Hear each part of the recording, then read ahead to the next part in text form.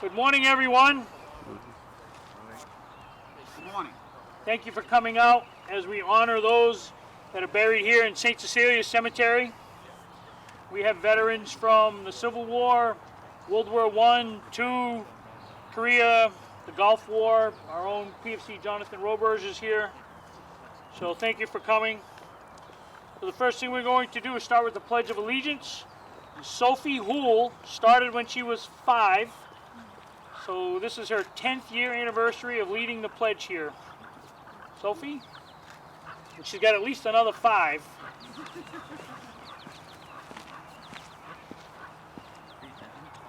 I pledge allegiance to the flag of the United States of America and to the republic for which it stands, one nation, under God, indivisible, with liberty and justice for all.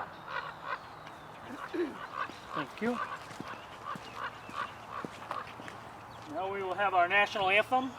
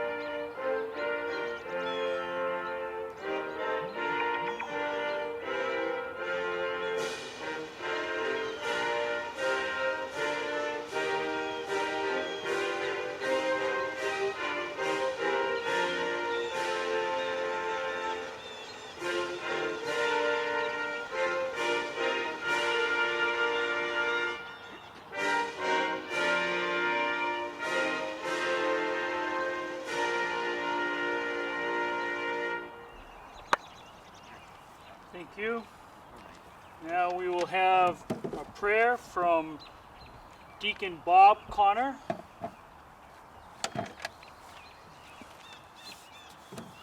On behalf of St. Cecilia's Parish, Father Robert Brusso, our pastor, Matteo Souza, our associate pastor, Deacon Ron Aubuchon, and myself, I want to thank you for coming here today. We're here to remember those who have served our country, who have given their lives so that we can stand here in freedom.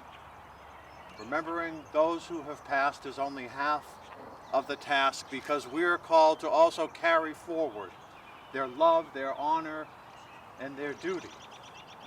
Our children must remember who they were, what they did, and why they did it. To do anything less is a disservice to their sacrifice and their memories. Please bow your heads and pray for God's blessing. Almighty God, we thank you for bringing us together this day. We ask you to inspire us with worthy deeds, with sound decisions, and direct us towards the attainment of our goals, and that those goals may always be in line with your holy will. Hear our prayer for those who have died, whose hearts and hopes are known to you alone. Hear our prayer for those who put the welfare of others ahead of their own, and give us hearts as generous as theirs. Hear our prayer for those who gave their lives in the service of others, and accept the gift of their sacrifice. Comfort those who grieve the loss of their loved ones, and let your healing be the hope in all of our hearts. Hear our prayers this day, and in your mercy, answer us. Amen. In the name of the Father, and the Son, and the Holy Spirit. Thank you, Deacon. And now I would ask Mayor Dean Mazzarella to come up. Good morning. Thank you for coming. I just wanted to recognize members of the City Council Susan Shalafo-Zephyr is with us, Peter Angelini, Councilor David Cormier, City Council President Bonanza, and you look so different today. Frank Odinger. If anybody else, are you incognito? Yeah? Okay. Anyway, it does seem different walking in here and not seeing hundreds, literally hundreds of people in this cemetery, most who stand in the same exact spot that they did when they were Sophie's age and younger. My cousin Doof is back there, Robert Dufresne, and since we were kids, we'd get on our bikes and we'd travel the circuit following these very sessions here, and we'd do it on our bicycles. And here we are now, still as adults, many years later, still attending. So it is different, very much different. And I know there are so many of the regulars who would have really liked to have been here, but couldn't. And this cemetery has so much history. We just buried Andre Prue, who was 96 years young. 96 years young, he's buried right here. And his funeral was just a couple of weeks ago, and he passed from the virus. But Andre was a gunner, hard worker, Christian, married man, good symbol of our community and his church. All those things were important to him. And when he hit 90-something, he decided that he was getting a little old to keep his house up. So Andre decided that he would sell his house. And he so badly wanted to get into the VA in Bedford. And it was an honor to him to be around all of those other veterans with so many stories. And so Andre had the greatest of attitudes. So Andre would begin every day at 96 years old with a salute and a handshake. Every day to everyone he came across, and everyone loved him here. Andre kept himself healthy and sharp. Unfortunately, he didn't survive the COVID-19. He didn't survive the virus. But he's very much here with us today, as is all of those that are here, because they are part of the story, part of the culture, part of the church, and part of being here every single year to honor those that passed before them. And that tradition will continue as you see it today. COVID-19 didn't stop us from paying tribute and providing our thanks to all of those military who served. And so today, again, we thank those high school students who would be here, all of them, and particularly those seniors, that this would be their last event. The last event. Many who started playing with the band in the 8th or 9th grade. So we thank them especially. And all of our military organizations and all of those who served, we thank you. To our 15th, who's with us every single time, no matter where we go, again, we thank them. And all of those at St. Cecilia's, who every day pray and care and visit all of those veterans here in our cemetery and those with us. It's quite an undertaking. I know it was Father Brusso's birthday the other day, and as I said, what an outpouring from that church, from that community, our community. So thank you all. The virus didn't stop you from coming, even though we limited this to 9, so I would just consider this 9 per group. So we're covered. And it, just like Andre, it didn't take your spirit away. A salute and a handshake every day. Thank you.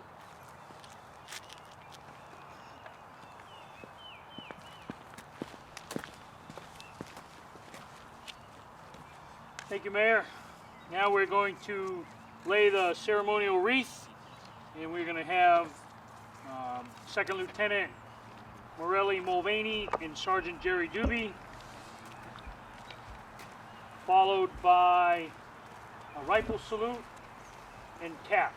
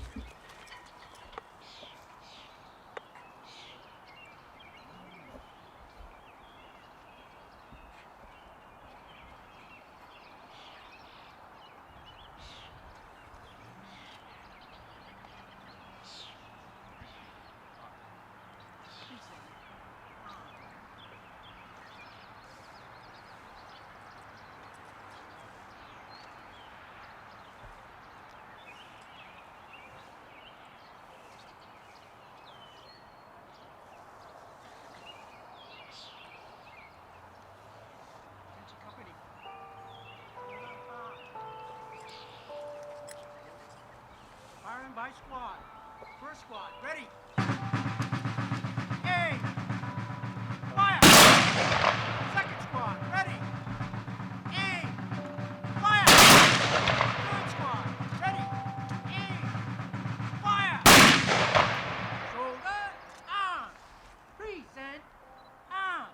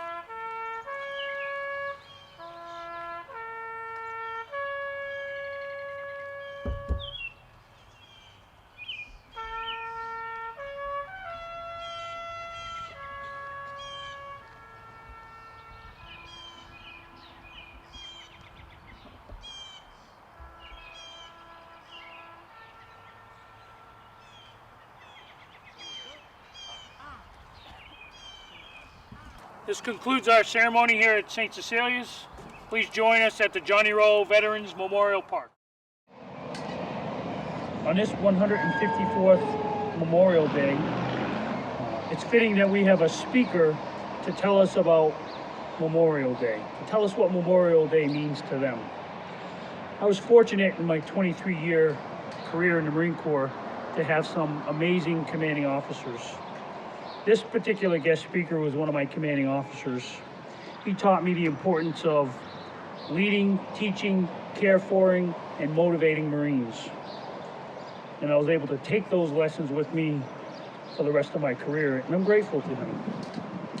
So today, I'm bringing you a guest speaker from Beaufort, South Carolina. Colonel Matthew St. Clair, United States Marine Corps, retired. He was born in Baltimore, Maryland. He was commissioned in the Marine Corps upon graduation from the Virginia Military Institute in 1989 and trained as an infantry officer. His assignments with the Marine Corps Operational Forces as a company grade officer included Rifle Platoon Commander, Weapons Platoon Commander, Battalion Adjutant, Rifle Company Executive Officer with 2nd Battalion, 8th Marines, 2nd Marine Division, Company Commander, 2nd Light Armored Reconnaissance Battalion, 2nd Marine Division, and Assistant Operations Officer, 22nd Marine Expeditionary Unit, 2nd Marine Expeditionary Force. Colonel St. Clair's assignments with the Marine Corps Operational Forces as a field grade officer included Commander, Marine Central Command Security Forces, U.S. Embassy, Kabul, Afghanistan, Senior Infantry Battalion Advisor, Multinational Security Transition Commanding, Iraq, Commanding Officer, 3rd Battalion, 8th Marine Regiment, 2nd Marine Division, Commanding Officer, 26th Marine Expeditionary Unit, 2nd Marine Expeditionary Force, and Commanding Officer, Ground Combat Element Integrated Task Force, 2nd Marine Division. Colonel St. Clair's assignments outside the Marine Corps Operational Forces included Commanding Officer, Company B, Infantry Training Battalion, School of Infantry East, Battalion Executive Officer, 2nd Recruit Training Battalion, and the Director of the Marine Corps Drill Instructor School at the Marine Corps Recruit Depot, Parris Island, South Carolina. He was the Military Assistant to the Executive Secretary, Office of the Secretary of Defense, Fleet Marine Force Officer Commander, U.S. Fleet Forces Command, Commanding Officer, Recruit Training Regiment, Marine Corps Recruit Depot, Parris Island, South Carolina, and the Chief of Staff for the Marine Corps Recruit Depot in the Eastern Recruiting Region. He completed numerous operational deployments to include support of Operation Enduring Freedom and Operation Iraqi Freedom. He retired from the Marine Corps in 2018, and he currently serves as the Director of Public Projects and Facilities and Military Liaison for the Office for the City of Beaufort, South Carolina. Colonel St. Clair earned 2 master's degrees, one in air power, art, and science Clair earned 2 master's degrees, one in air power, art, and science, and one in strategic studies. Colonel St. Clair awards include the Defense Meritorious Service Medal, Legion of Merit with 2 gold stars, Bronze Star Medal, Meritorious Service Medal with 2 gold stars, the Navy and Marine Corps Commendation Medal with 1 gold star, and the Combat Action Ribbon. He's a Marine's Marine, Colonel St. Clair. I am truly humbled to be the keynote speaker for the city of Leominster, Massachusetts Memorial Day observance. I am quite certain within the city limits can be found someone far more deserving of this honor than me. I would like to personally thank Rick Votour for extending me this privilege. I had the privilege to stand beside Rick in the ranks of the Marine Corps, and for that experience, I am grateful. Memorial Day is our nation's most sacred holiday, and Leominster's heritage is rich with an extensive roll call of those who made the ultimate sacrifice, answering the nation's call to arms, from the Revolutionary War, Spanish-American War, Civil War, World War I, World War II, the Korean War, the Vietnam War, the Persian Gulf War, to Operation Iraqi Freedom. Names forever etched in stone at the city's various monuments, telling all who visit the price of freedom is anything but free. Although many communities across America will honor this day with parades or a solemn ceremony at a veteran cemetery, I believe Memorial Day's true significance is not fully understood by the American population. For many, Memorial Day is a day to thank a veteran for their service, the start of summer, the day pools open, a day off from work making a 3-day weekend, a day for a backyard barbecue, a day to start a vacation. While most of us certainly find ourselves participating in one of the categories I previously mentioned, the significance in the holiday must not be forgotten. Memorial Day is a time for the nation to take pause and reflect on the thousands of men and women serving across the branches of the armed forces who made a down payment in blood on the cost of freedom. Memorial Day is a day of remembrance to the commitment to a greater good and to the liberties of freedom most Americans take for granted. It is a day to reflect on the ultimate sacrifice made by those wearing the cloth of this nation in the defense of a document, the Constitution of the United States, that serves as the beacon of democracy guiding this great nation over the seas and ashore. This sacrifice should weigh heavily upon all Americans, for it is something greater than life itself. John F. Kennedy once said, "A nation reveals itself not only by the men it produces, but also by the men it honors, the men it remembers." And today, we honor and remember all those men and women who sacrificed so much for our nation during times of war and armed conflict. Today, we gather to recognize those that stood tall and answered our nation's call to defend the liberties and freedoms that we hold dear today. The bravery, perseverance, and determination demonstrated by these American heroes solidified the character of our nation for generations to come and continues to be the bedrock upon which today's warfighters are created. As I deliver this message to you today, I still find myself asking, what more can I say about the sacrifice made by so many on the field of battle that hasn't already been said? And the answer is absolutely nothing. But what I will say is thank you. Thank you to the men and women who never backed down, who never quit. Thank you to those who paid the ultimate sacrifice. Thank you to those who lost loved ones in our nation's conflicts. Know that their sacrifices were not in vain. They paved the way for future generations to live freely. And finally, thank you to those who join me today in ensuring that their legacy never dies and never fades. Happy Memorial Day and Semper Fidelis.